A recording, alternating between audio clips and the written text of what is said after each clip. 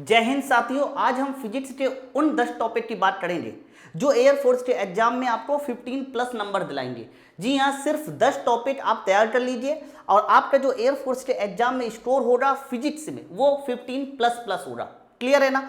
ये सारे 10 टॉपिक हम लोग लाइन से देखेंगे कौन कौन से टॉपिक है और एक एक टॉपिक पे डिटेल में चर्चा करेंगे कि इन टॉपिक के अंदर भी क्या क्या क्वेश्चन पूछे जाते हैं।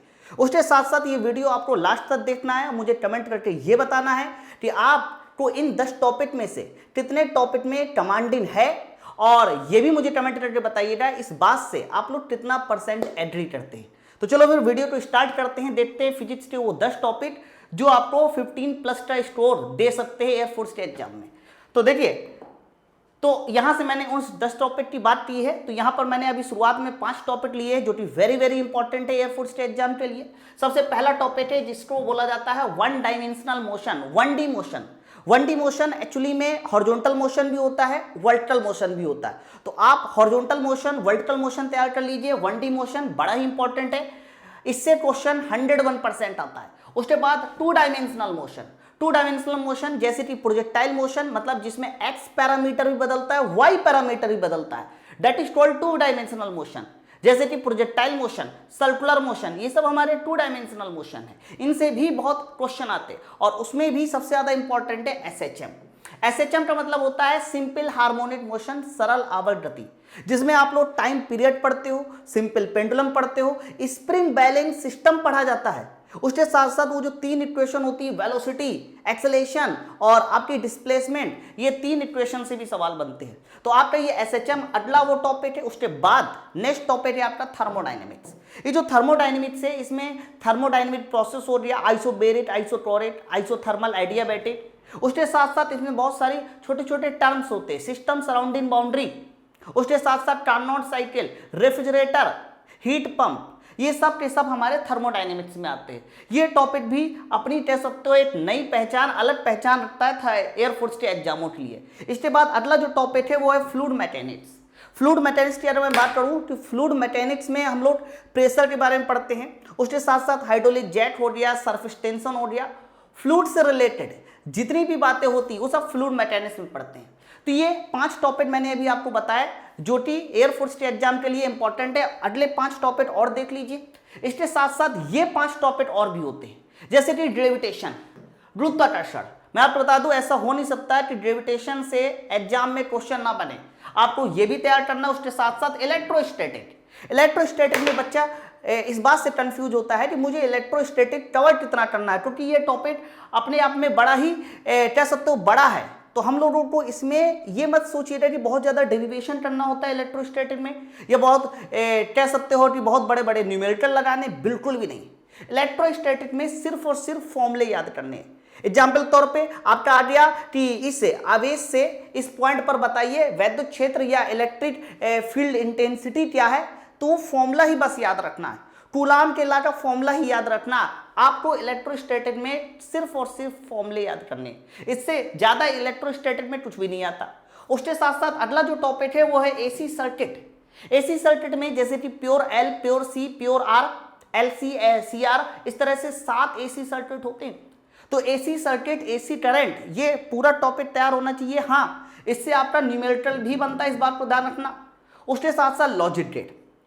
लॉजिक गेट एक ऐसा टॉपिक है जिससे पिछले कई सालों में एयरफोर्स में एक क्वेश्चन जरूर आता है, या तो आपसे वो लॉजिक गेट के बारे में पूछ सकता है कि बताइए इनमें से कौन हमारा यूनिवर्सल गेट है, कौन हमारा मूल गेट है, पहचान करने को आ सकता है, ट्रुथ टेबल आ सकती है, या फिर binary to decimal, binary to hexadecimal, binary to octal, ये जो 4 कंप्यूटर नंबर्स होती हैं इनके बारे में पूछा जा सकता है। इससे जरूर क्वेश्चन आएगा।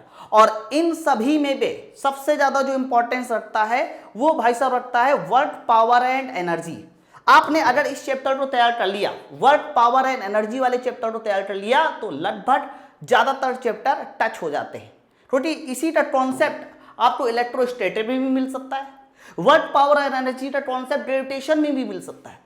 उसके पहले जितने भी मैंने आपको चैप्टर बताया उन सभी में कहीं ना कहीं वर्क, पावर और एनर्जी है। तो आपको ये बात समझ में आई होगी कि इन 10 चैप्टर देखिए 1D, 2D, SHM, thermodynamics, fluid mechanics, उसके साथ साथ आपका उसके साथ साथ आपका gravitation, electrostatic, AC, logic, gate और वर्क, पावर एंड एनर्जी। आपका ये जो टर्म है ना, सिर्फ इतना सा है कि आप एग्जाम देने से पहले इन 10 चैप्टर पर कवर अपना पूरा कमांडिंग कर लीजिए। ये 10 चैप्टर तैयार है तो आपका जो स्कोर है वो 15 प्लस तो आ जाएगा, लेकिन अगर आप 20 प्लस स्कोर करना चाहते हैं तो इसके अलावा और भी बहुत सारे छोटे छोटे चैप्टर है, वो भी आपको तैयार करना पड़ेगा। जैसे कि मैग्नेटिज्म हो गया, जैसे कि हमारा फ्रैक्शन हो गया, लेकिन उससे पहले आपको ये चैप्टर तैयार करना है। अब रही बात क्लास की, तो मैं आपको क्लास का शेड्यूल भी बता दूं। आपको पता है कि 12 से 15 जुलाई के बीच में एयरफोर्स एक्स ग्रुप का एग्जाम है, वाई ग्रुप का भी है, लेकिन फिजिक्स केवल एक्स ग्रुप के लिए है। तो क्लास का शेड्यूल मैं बता दूं कि क्लास कैसे चल रही है इस समय।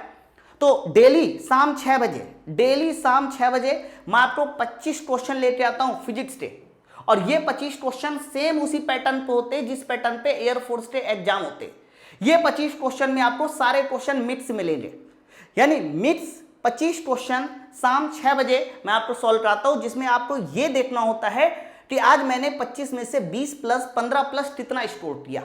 ये टाइमिंग शाम 6 बजे की है। उसके अलावा एक टाइमिंग और भी आप लोग नोट कर लो, ठीक रात 8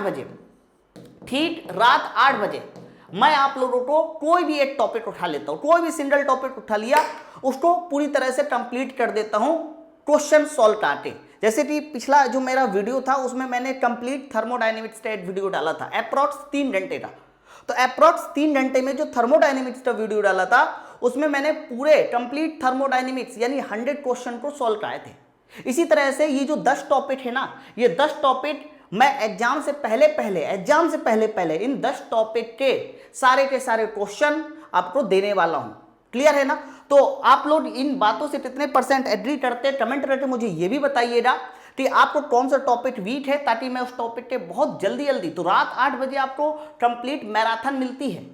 मतलब एक चैप्टर की मैराथन एक दिन, उसके अलावा अगले दिन दूसरे चैप्टर की मैराथन। और ये जो शाम के 6 बजे है, ये मैं 25 क्वेश्चन की प्रैक्टिस कराता हूँ आपको। ठीक है, तो आना मत भूलिएगा, आज शाम 6 बजे से स्टार्ट है। और ये जितनी भी बातें हैं, ये सारी बातें जो है आप लोग एक दूसरे को शेयर जरूर कर दीजिए, बहुत ज़्यादा टाइम नहीं बचा। इसके लिए हम लोग क्या करेंगे कि अच्छी तरीके से इन 25 क्वेश्चन और ये जो आपका मैराथन है, इसको तैयार करने के बाद आपके एग्जाम की जो प्रिपरेशन है वो बहुत अच्छी तरह से होगी। ठीक है, चलिए धन्यवाद।